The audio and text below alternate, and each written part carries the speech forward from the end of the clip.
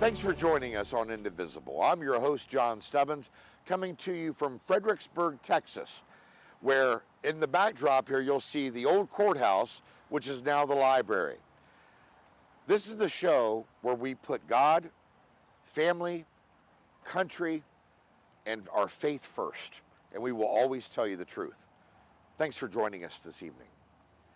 I want to start today's program by stating that the Biden administration has been reluctant to make sure that we get all of our people out of Afghanistan.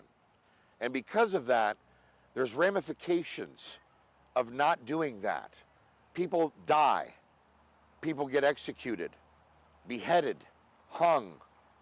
These are things that a lot of the American people would not understand or even be able to fathom.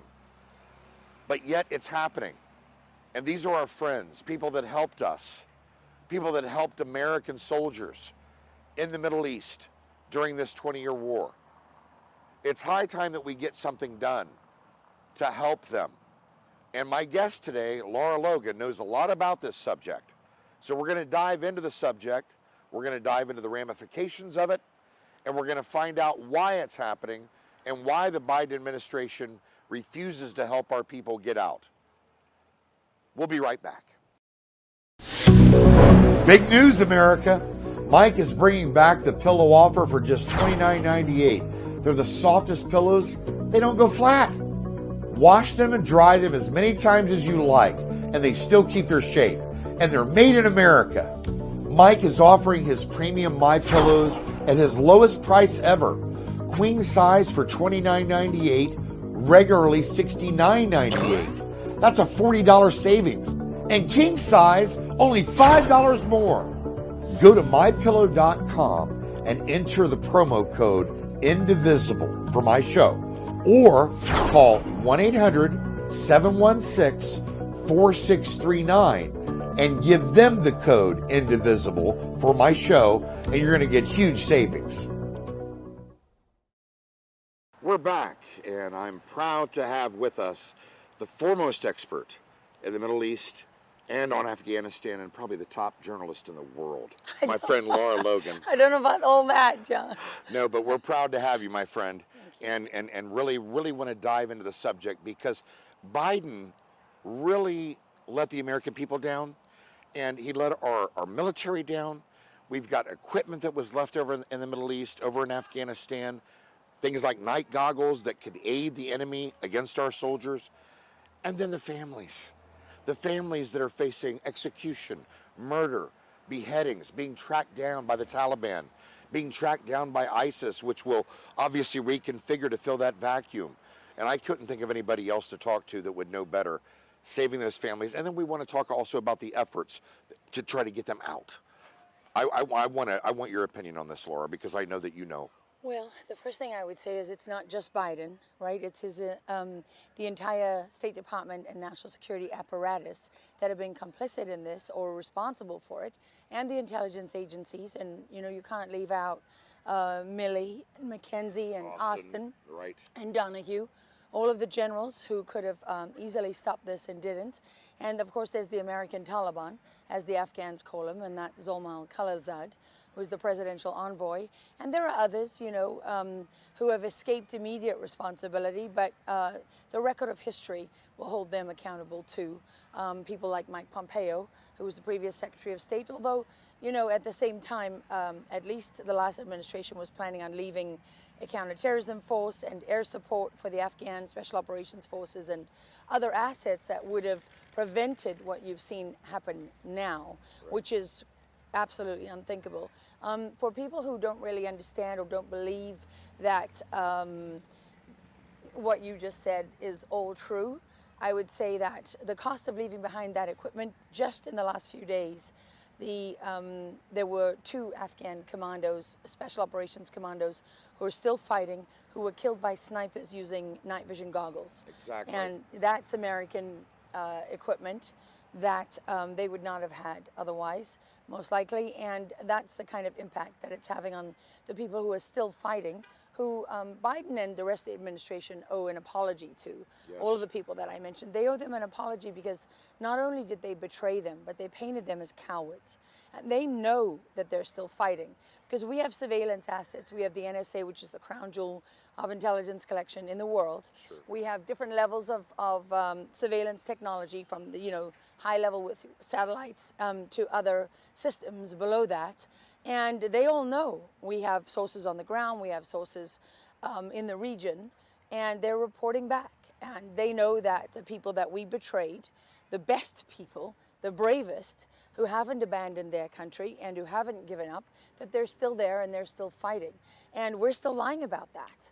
And that's one of the worst things. Not only are we doing that, but we're sharing information, sharing intelligence with Al-Qaeda and the other terrorists who are leading the battle against them, with the Pakistanis who have had their forces in there. We're covering for them. We're lying about it. We're covering it up. And it's, it's just, it's indescribable. And while it disappears from the headlines and it disappears from the news, people go back to their daily lives and they think, they forget about it. Sure. But when it comes home to roost in one way or another, which it will, yes, there, everyone's going to say, well, how did this possibly happen? Well, let me tell you how it happened. You isolated America on the world stage. You send a message to the world that you are an unreliable ally, that you cannot be trusted, that when it suits you, you will sell your allies out to your enemies, yes. and then you'll hold them down while you help their enemies slit their throats, which is what we did when we gave them the lists of all their biometrics and their names and phone numbers and breakdowns of their families and so on. And then on top of that, you'll lie to your own people about it. You won't be held accountable for it. And the real question here is, why would the Biden administration do something that so obviously only empowers and strengthens this country's enemies? Why? Exactly. People ask me that all the time, and it's so frustrating because the real question is for them. It's for them to answer that. Yes. I can tell you what they've done, and many other people can tell you that too. The evidence is from here to Timbuktu, right? And you don't have to be a genius to see it. That Hezbollah benefits from this. Hamas benefits from this. You know who doesn't? The American people don't benefit. This Correct. country doesn't benefit. The Afghans don't benefit. And then the other big lie that was painted was that this idea that the Afghans wanted this, that they prefer the Taliban, that they, want to live under tyranny. I mean, what they have done to the women this is a death sentence for every woman, for artists, for musicians, for activists, for gay people. I mean, it's a death sentence for all of them. And so for the United States and the rest of the world, the free world, when you don't stand up now and let your voice be heard and stop what is happening and make it right, then you are telling the world that the ideal of freedom and the right to live freely is meaningless, and that it's not worth fighting for. That's what we're all doing. That's right. And on top of that, the other message that you're sending, everybody knows this is a war of ideas. This isn't just about Al-Qaeda and the Taliban. This is about a much bigger war where, we're fighting for freedom on every front. And it is a war at home as much as it is a war abroad. Yes, and the American people don't understand this. See, and until you do, until it hits your front door, then you're going to wonder the ramifications and how deep that they run. And believe me, it will come home to roost, like Laura said. Now, the one thing I want to talk about is some of the families that through your operations and efforts that you've been getting out. Well, one thing I would say just quickly before that is I think a lot of people do understand the ramifications. In fact, a surprising number of people understand it, given how much has been withheld from them, given the scale of the lies. When the Secretary of Defense is standing up and calling this historic, right? And when your State Department is pretending that they care about the people they left behind and issuing statements saying we're doing everything we can, blah, blah, blah.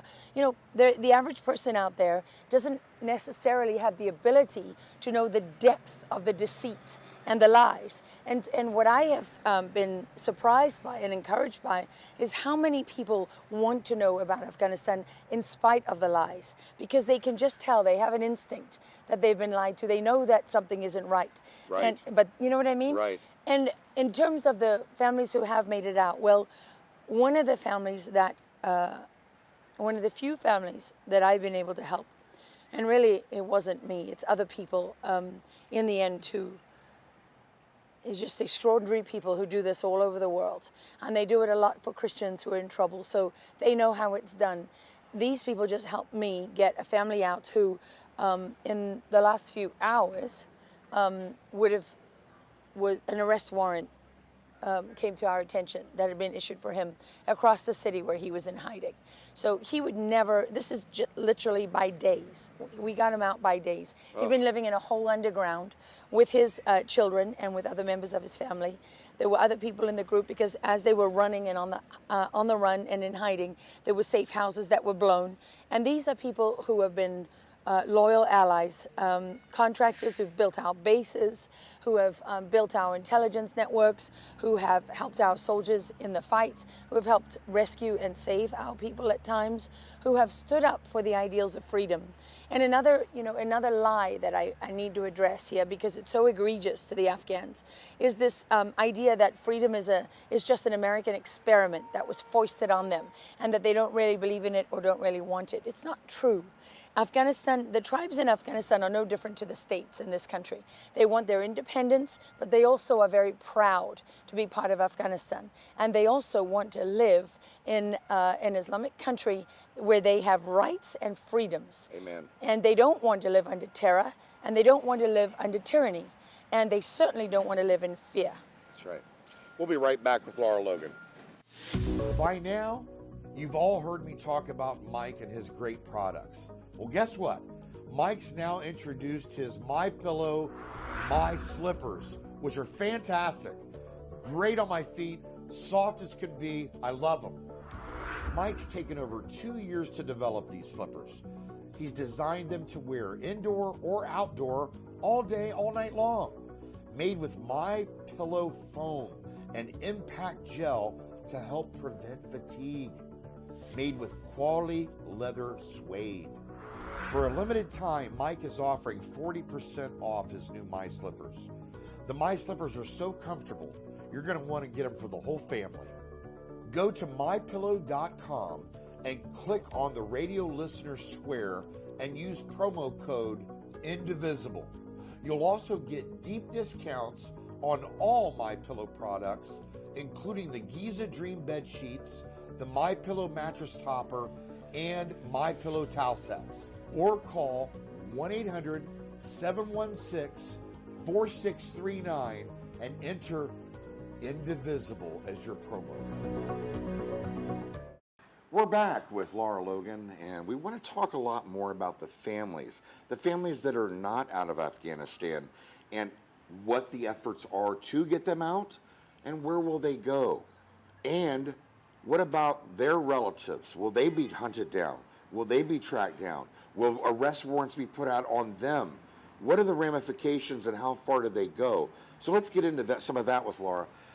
What do you think regarding some of these families that right now are desperately holed up, like the gentleman that we were just talking about, maybe holed up in a cave or a hole somewhere, waiting on that helping hand from us, the people that we have, the forces, the special groups that are getting these people out behind the scenes that Biden has left behind. What do we tell them? What do we tell their families? What do we tell the American people who are wondering why we've done this? And a lot of these people in America don't even know about this. So it's really frustrating, I guess would be the word, because we know that we have friends there. The friends that helped us, again, that helped our soldiers. These are people that matter. These are human lives. What do we tell their families? What do we tell our children, our grandchildren? It's something that we need to explore, and I really want to talk about those families for a little bit. So there's a couple things here. One of the things that I think that people don't really understand is that many of these families didn't want to leave Afghanistan. Right. And while there are, there are a lot of people. That's their home. That is their home. And those are the ones who don't have paperwork. Those are the ones who, many of them, don't even have passports because they weren't even looking to leave the country. And so for those people who are concerned about how many Afghans are leaving, how many refugees and asylum seekers this country can absorb, what I would say to them is, we need to fix Afghanistan then. Yes. Give them back their country. Why did you give their country to their enemies and our enemies? Right. Right? Because the real solution to Afghanistan is not to rescue everybody. The real solution lies in not letting terrorists take over. Absolutely. And, Absolutely. right? And not taking our tax dollars, your taxes, my taxes, every American out there, to finance the people who are the co-conspirators and those responsible for 9/11, who haven't stopped, by the way. Right. They're fighting in Africa, they're fighting in Europe, they're fighting all across the Middle East, Yes. they're fighting in Asia, they're fighting in Afghanistan and other parts of Central Asia. They're fighting, literally on almost every continent. Yes. And they're fighting for one thing alone, which is global domination. They believe that they should be in charge. Islamic Jihad. And no one who isn't like them has the right to exist, which means, by the way, many other millions and millions and millions of Muslims. It's not just other people who are in their sights. I mean, right now, the Afghans are Muslims, and those are the people who are at risk. Those are the ones who are being murdered and tortured every day. Yes. Those are the ones whose bodies are turning up in mass graves. We don't even know. The truth is, we don't even have the vaguest idea of the real scale of it. We get these reports, but the Taliban controls the information flow. Everybody knows that. It's very difficult. The prices of food are Yes, through the roof. right. Right? I mean, the winter has set in. It's very cold. The conditions are extremely bad for everyone across the country. And so many people know that if they go on WhatsApp and they go on their phones, that they're going to be tracked. You've got the Pakistani intelligence services, the Chinese intelligence services. Sadly, you even have the CIA Right. and our intelligence services who are assisting. And we've in already this. given them information on a lot of these people as well. That's right. And what people don't know is that the Afghan military and police, I don't know if the police, but the military for sure, they were paid through their biometrics and through their phones. Yes. And that biometric data was left behind, and it was also handed over to the Taliban and Al-Qaeda and Siraj Haqqani and his network of terrorists. And so, so for the families left behind, some are at higher risk than others. Yes. But all of them are in a bad situation. Oh. Many of them have had their safe houses blown. The Taliban has put out threats against every Afghan to say that if you need to report your neighbor, you need to report other people and let them know if you've seen this person. Right. So they're making it harder and harder for these people to hide. And where have we seen this story before? 1930s, Nazi Germany, right? This is Joseph Goebbels, okay? And we haven't even started to talk about, Laura and I were doing she was giving me some research the other day on the sex slaves, Yeah. okay? We haven't even talked about the young girls and the young boys that are turned into sex slaves over there, many of which maybe are not even reunited with their parents as they're trying to get out. Yeah. This is a desperate situation, and one that I challenge any American to understand what it would feel like if one of your children, one of your grandchildren, your wife would be in that similar situation. Just contemplate that. Chew on that for a second and think about that, because that's what we're talking about here. And we're talking about allies. Now, Yeah. even if they weren't allies, it's still evil, okay, regardless of how you cut it. But we're talking about friends, people that have been in our corner and helped our government, helped maybe your child. Okay, so let's think about that. And I'll tell you something else that really bothers me about this. Going back to Nazi Germany and World War II. This is history repeating itself.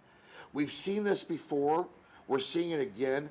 And this goes to education right now in America. And I just want to touch on this for a second. When we don't teach American history, when we don't teach World War II history and world history and what it means, and you have this revisionist history with this CRT nonsense, which we'll get into in another show with Lara. But this is very important to understand. When we stop teaching history to our kids, then they don't see these signs, whether it's the book burnings in Nazi Germany, or the defunding the police, or the stopping of the press and getting out information to people. Sound familiar, America? Because that's exactly what we're talking about. Turning in your neighbors. Turning in your neighbors. Where have we heard that before? Okay? In other words, this neighbor, they didn't salute Hitler, or this neighbor, they didn't bow down to Stalin. Okay? Or you heard them say something, right? Or you heard them say something. Or maybe you overheard that they looked at a publication that they weren't supposed to be reading, or playing a record they weren't supposed to be playing. Imagine if someone came into your home and said, what you're playing on your radio, what you're playing on your CD player, what you're reading is off limits.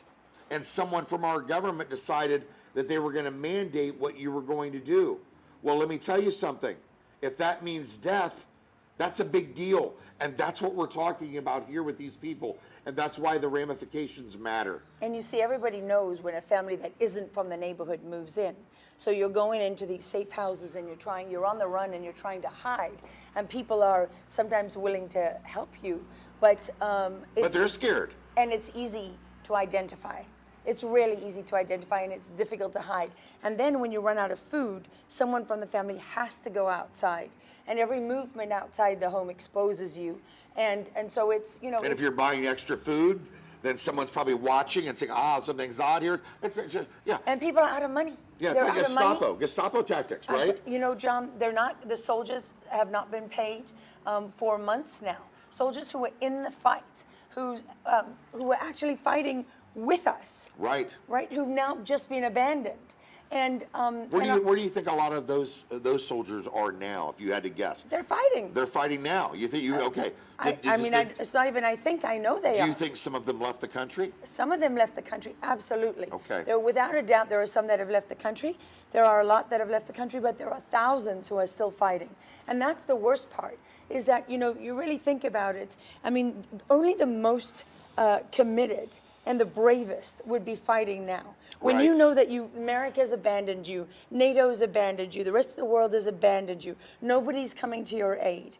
You are fighting not just the Taliban, you're fighting Al-Qaeda and Remnants of ISIS, and whatever. exactly. All of them, they're actually all just they're cut from the same cloth. Sure. And on top of that, you're fighting the Chinese who are aiding them, the Qataris who are aiding them, the Pakistanis who are aiding them, and to a degree, some other nations as well, to differing degrees. So you know that you're outnumbered, you're outgunned. They've got all the advantages, and that really takes an extraordinary level of commitment.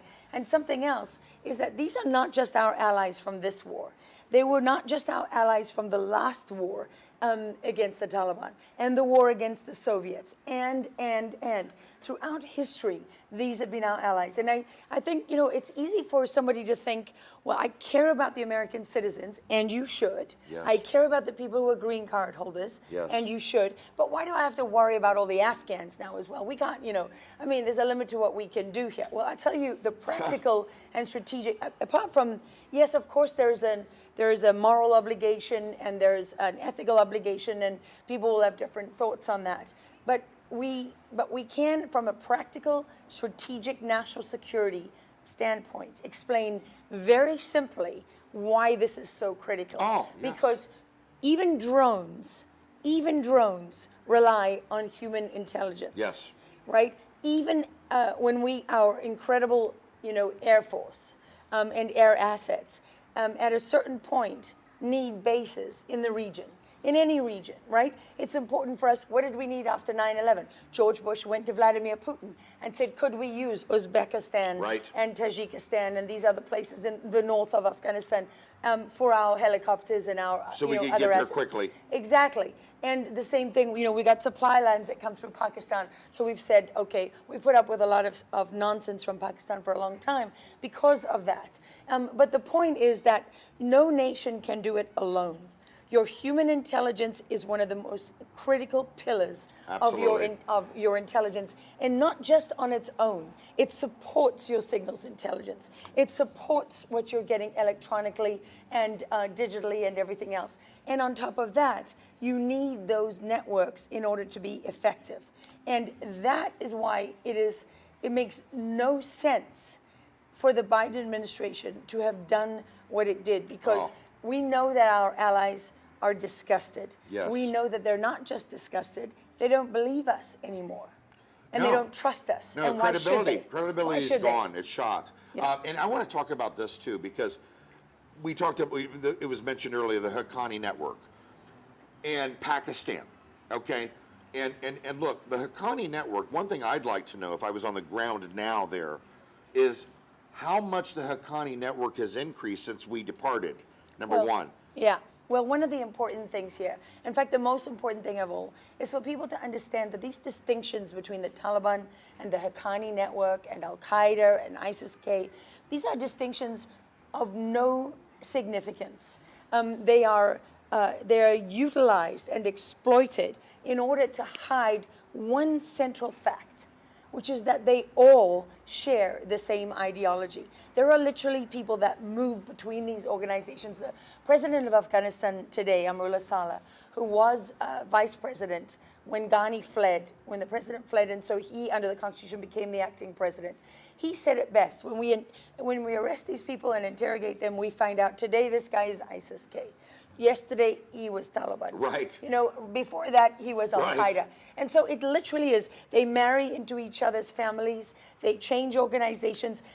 These are power struggles between them, in part. And in other part, they are literally divisions that are created in order to be exploited. What do I mean by that? Well, if you're Al-Qaeda and you're on the terror list, that means your people can't travel internationally. That means you can't recruit. That means you can't have bank accounts. You can't send money. You can't do this. You can't do that. So what do? They do what every other terrorist group has ever done throughout history. They create new external operations so that they've got people operating under a different name. The Taliban has never been designated as a terrorist organization.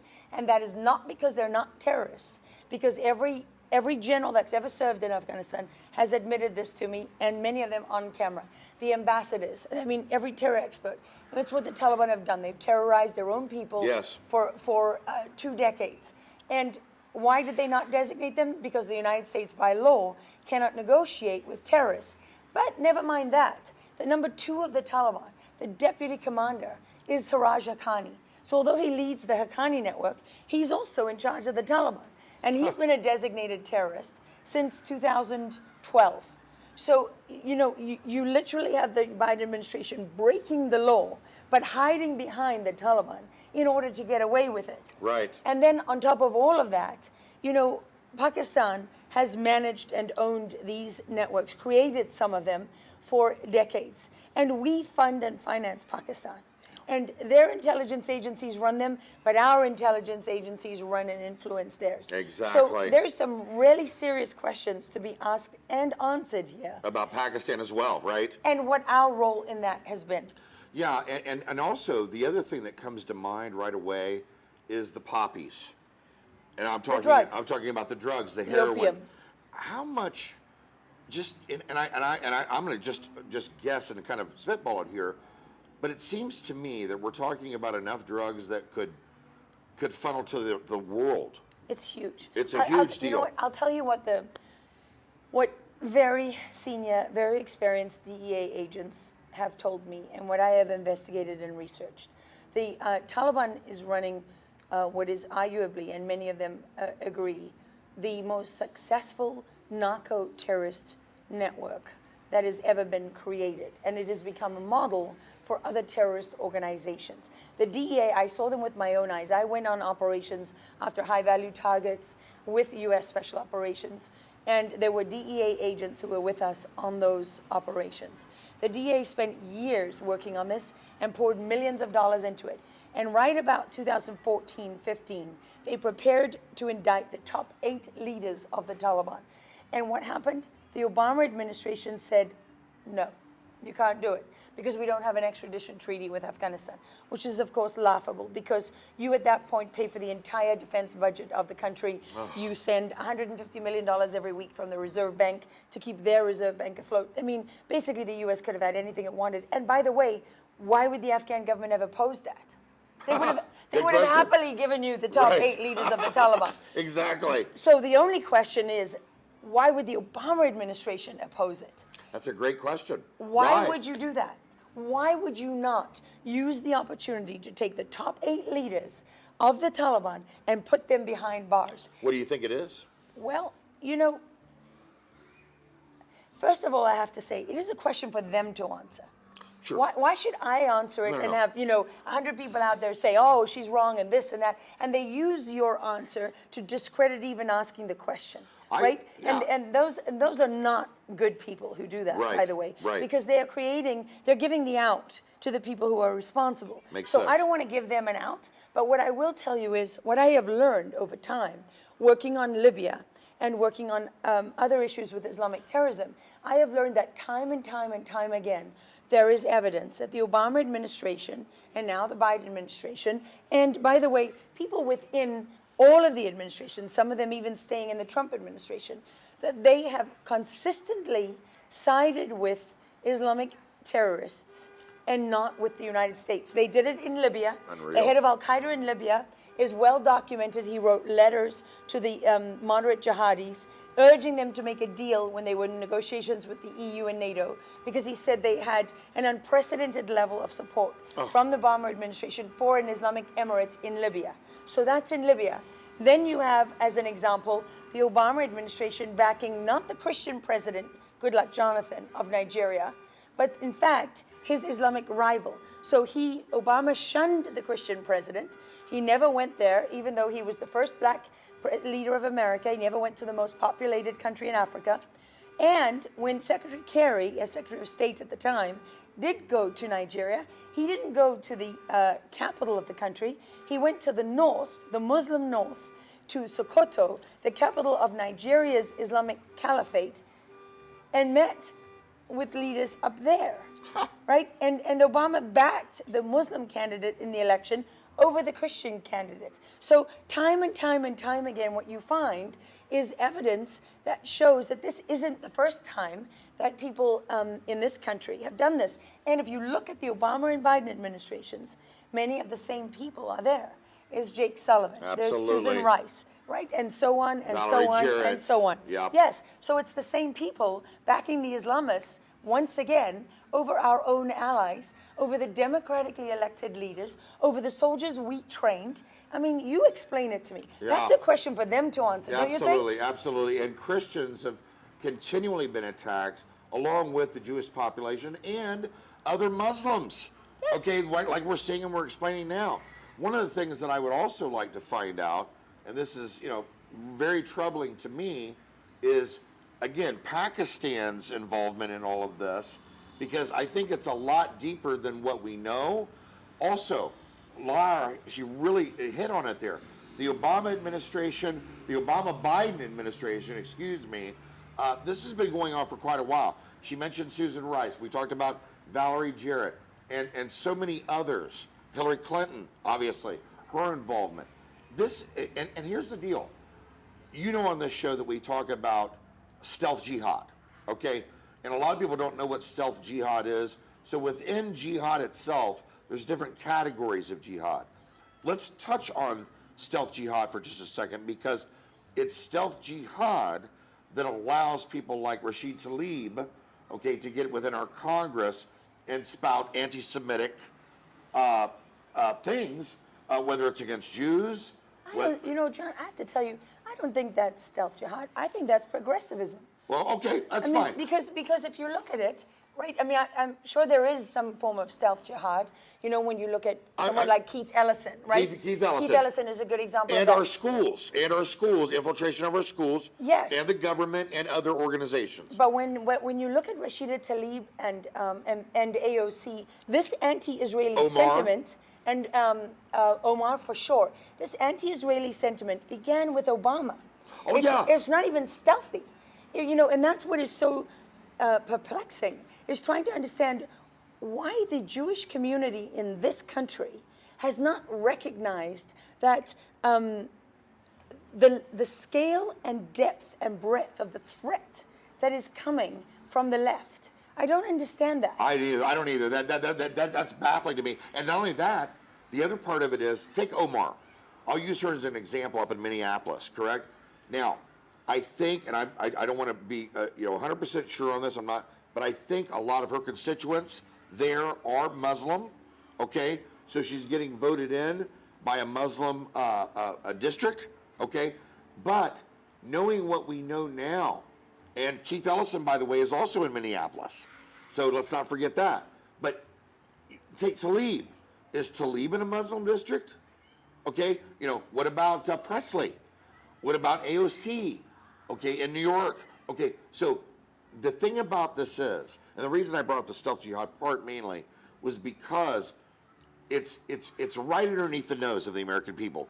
And bringing up the Jewish population is extremely interesting because you would think, just like Lara said, you would think that the Jewish population would be really fixated on this matter, considering that they would be huge targets of these people, huge targets of the whether it be the Muslim Brotherhood or whether it's the Taliban or ISIS or what have you, just like the Christians in this situation. There is one thing, though, that is important to point out because it's not well understood, is that Afghans are not Arabs.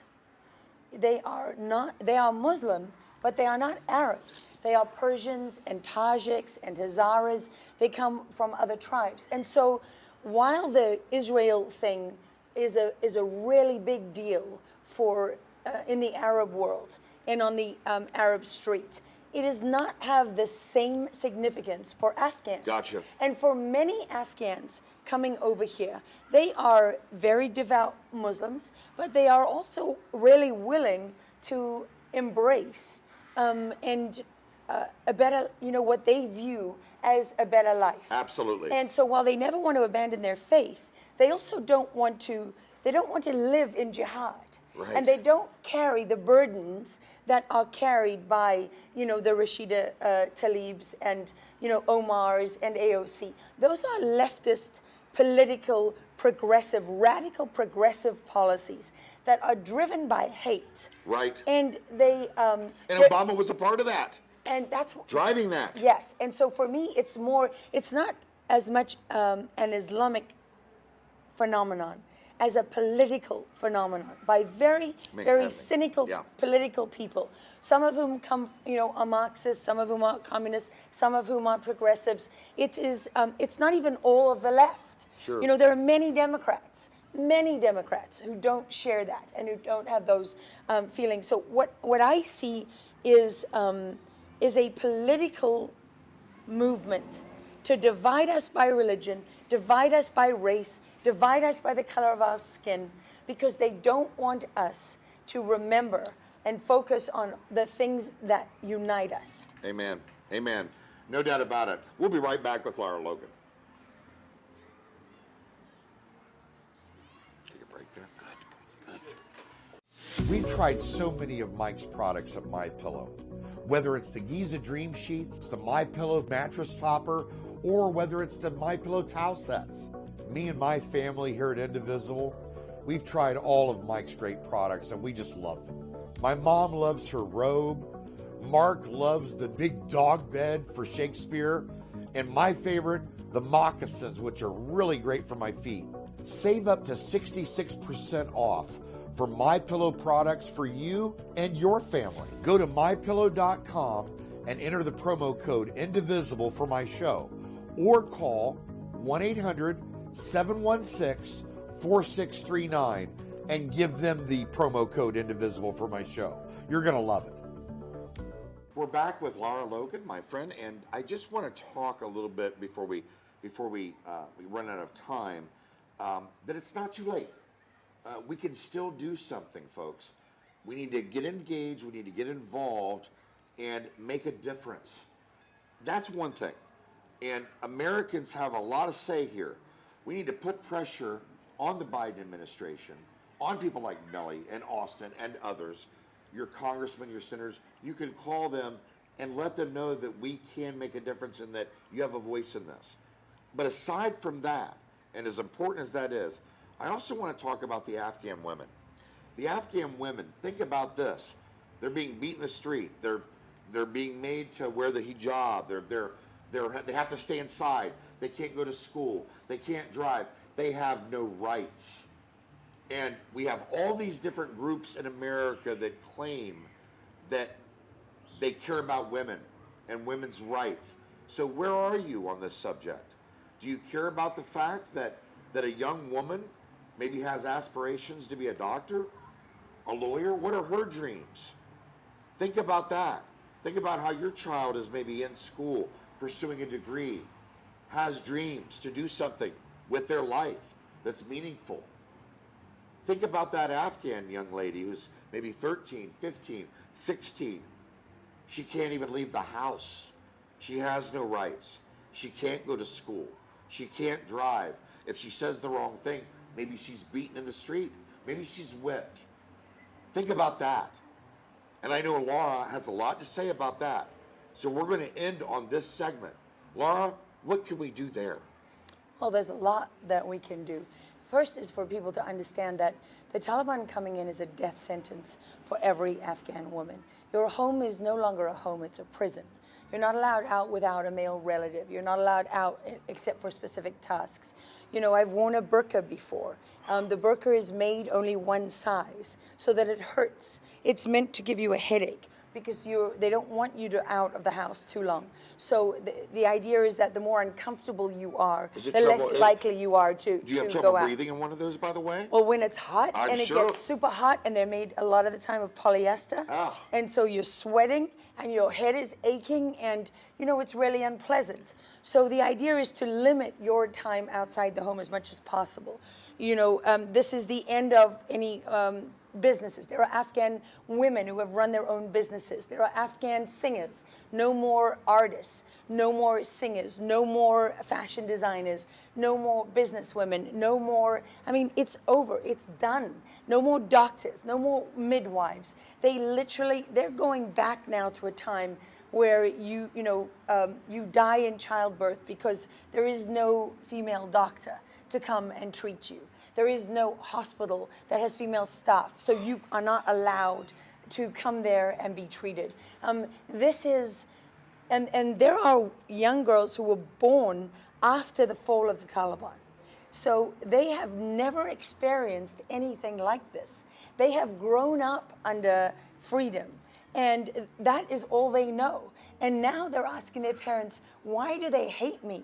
What have we done? What is wrong with girls? Sure. And there are young boys who are not going to school now who are protesting saying, not without my sister, right? I mean, the bravery of these people. We've seen women in the streets of Afghanistan. The Taliban literally don't know what to do about it. They have never encountered anything like it before. This is why it's so patronizing and insulting to call this some failed American experiment, right? Because you're demeaning all of these people who have stood up and have taken their country, and they have worked hard. They've become journalists. They've become writers. They've become activists, and youth activists or gay activists or whatever it happens to be. And they've now been sentenced to a long, slow, torturous death where there is no accountability. The Taliban's only form of governing is through terror and through fear. And they don't allow pictures, they don't allow art, they don't allow movies, they don't allow TV shows, they don't allow you to fly a kite. Doesn't everyone remember the incredible book by the Afghan writer, The Kite Runner? Yes. So we somehow celebrated things like that, and now we've quickly forgotten them. And they bought into freedom. They didn't buy into freedom. I mean, I'm talking about emotionally. They wanted it themselves. They always wanted it. This idea that freedom is an American idea and we own it and we go around the world, giving it out to people. Distributing it. Please. Right. That is an anti-American sentiment that has been built into our films and our culture and our consciousness as if, we alone are the purveyors of freedom. At its core, that is such an arrogant idea and so fundamentally dishonest, because if you look at the earth, John, as far back as the Spartans, what did they fight for? Freedom. What have people fought for all over the world? It reminds me of Mel Gibson in Braveheart, Freedom! That's right. Exactly. That's exactly right. On every continent, every culture, every tribe. What does everyone want? We want freedom. The right to live freely. Yes. Yes. And so to patronize Afghans and also to be so dishonest about them, to pretend that they all surrendered and gave up because they wanted to welcome in the Taliban. Not at all. The Afghans saw everything collapsing around them and they were left with no choice. But they have shown time and again by going out onto the streets, yes, by resisting, by fighting. They're willing to fight for freedom. That's right. In their own country. That's right. And so to abandon these women now is really, it doesn't just expose the hypocrisy of these organizations, but it also exposes something much more sinister. That really the money and the infrastructure and the power behind them is fundamentally corrupt and dishonest. It doesn't, we believe in women's rights. Right. Right? And there are many activists who do. And there are many in these groups who do. But a lot of them are hypocrites because they don't stand with these Afghan women now. The power behind them never believed in it. They just exploited it. Exactly. And that's what we're looking at. That's what's being laid bare right now. What you're seeing is the difference between people who truly believe in these ideals, and that of course spans all sides of the political spectrum, yes, and the people who don't. Absolutely. And they are very powerful, they are very wealthy, and they are absolutely ruthless. And they have come for me before, and they will come for me again. They're coming for me now. Over and over again, they're coming for my family, they're coming for my husband, they're coming for many Americans. There are people all over this country who know that. And by the way, they come for their own too. They come for Democrats as well. Yes. That's why you don't see anyone breaking ranks, right? Because they're as ruthless with their own as they are with anybody else. And that's, again, why you know they don't want you to unite. No, they don't. And by the way, we've got your back. We've got your six. I just want to say something else. Schindler's List came to mind when we were talking about this. There was a line in the film that I'll never forget. And think about how you would feel if this was you. The line was, there was a musician that came in. Everybody was checking in and reporting in to get their papers stamped by the Gestapo, by the Nazis. And one of the gentlemen said to him, he said, well, I don't know what I'm going to do about playing music anymore. And the gentleman said, you play music? You better find a good place to hide. Now, when you think about that for a second, a good place to hide, imagine living in America and someone saying to you, based on what you do, maybe you're a musician, maybe you're an actor, maybe you're a journalist, maybe you're just a truck driver, and someone says to you, you are of no value, and so you better find a good place to hide. Well, that's happening now, John. That's happening now. It's happening exactly. to anyone who voted for Trump, or anyone who went to the Capitol on January 6th, or anyone who's got a "Don't Tread on Me" flag, or it's happening to soldiers in the Army, in the National Guard. It's happening in the Department of Homeland Security, the border agencies, government, federal government agencies. I mean, across the board. But so many Americans don't know that this is happening. But if it happens to you and it comes to your doorstep, then you'll care. Well, we need you to care now, because you have other Americans that are in that boat right now, just like Lara said. Well, there's that old saying from World War II, right? They came for the communists, and I didn't say anything because I wasn't a communist. They came for the Jews, and I didn't say anything because I wasn't a Jew. Came for the gypsies, I didn't say anything because I wasn't a gypsy, right? I think I've got the order all wrong, but... No, but you're right. In the end, right? That's right. Then they came for me. Then they came for me. And there was no one left. And there was no one left. And that is exactly what we're looking at. And we'll get into this when we talk to Lara about the border in our next show. But that affects us as well. And we'll get into the specifics of that because it's very important. But eventually they will come for you. So if you think you're exempt, you're not. And you need to face that reality. I want to thank Lara for joining me this evening. Thank you so much, Lara. It was very important to discuss this, that the American people even get just a tidbit of this information that they're not getting. And we really appreciate your time. Well, they get a lot from you, John. You're a good man. Well, we get a lot from you too. Thank you so much for joining us on Indivisible. And until next time, when we bring information to you about our southern border, which is a sieve right now. There is no southern border, John. There is no southern border, yeah. We're living open border policy here. Yeah, and if you're looking at 400,000 coming across, there's a lot of patriots that are talking about that. But God bless you, God bless your families, and God bless America.